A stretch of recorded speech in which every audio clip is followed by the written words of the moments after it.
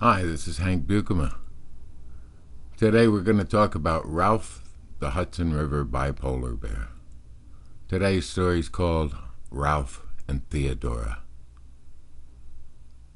Well, when Ralph first saw her, she had a weave on. You know what a weave is. It's those wigs that make it look like that's really Beyonce's hair. And she had on her guaranteed not to slip on the ice high-heeled sneakers. It was Nova Scotia, Canada in January, and Ralph was in love. And this time with a female, instead of a nice piece of locks or a bottle of Jameson's. It was called the starving season among the bears, so he was on his way to the blood bank to make a little cash so that he could afford the essentials for one more day. Cigarettes, liquor, and music, and need we even say it, food. Ralph the Hudson River bipolar bear was an eating machine. If he was awake, he was looking for food. Right now he was up to 987 pounds, but he wore it well. Theodora, Teddy, was in line at the plasma bank. You see, if you went to the plasma bank, you could go every day, because they only took half of your blood and then put some back, and you didn't get so weak. You didn't make as much money, but you could go every day. So it all kind of evened out. Anyway, he was standing behind her, and even though he was a face man, bear, he already was feeling a little weak-kneed and thought he was coming down with something. Well, he was. It was called the sickness of L-O-V-E. But he didn't know that then. He just figured he was hungry as usual. Anyway,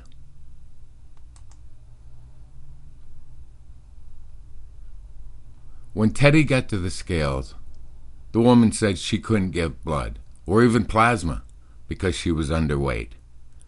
Apparently, if you didn't weigh at least 800 pounds, they felt you would get too weak and they wouldn't let you in.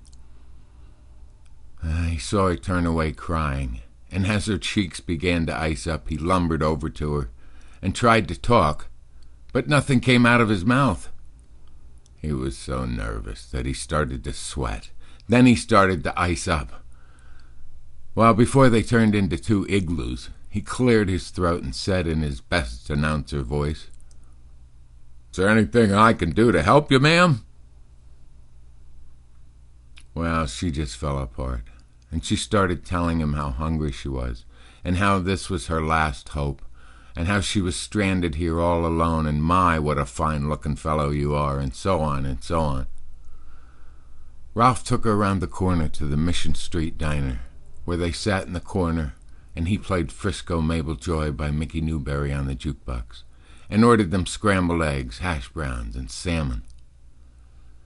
At the diners in those days in the cities, you could get damn near anything for 99 cents.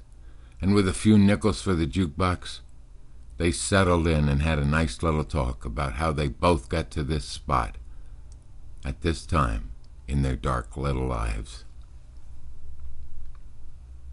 Teddy often remembered Ralph's kindness that first day and through the years, especially when he started back in with the whiskey and became someone she didn't know and just wasn't ready for. That first day kept her in love with him long after it should have died, and believe me, he worked hard at killing it. But she could never stop feeling like they weren't meant to stay together forever. Sometimes life and love go on even when they shouldn't, and you just have to do a little bear dance every once in a while to keep from going nuts. Anyway, that's how Ralph met his future ex-wife. And I gotta finish up here. I can see your eyes are glazing over. And I'm getting a little tired. I need some more coffee. So Ralph and I are going out on the town tonight. Two bachelors going to see that new movie, Polar Bear Express. We're hoping it'll be a mixed crowd and we can both get lucky. So thanks for stopping by. And if I didn't see you in the future, I'll see you in the pasture.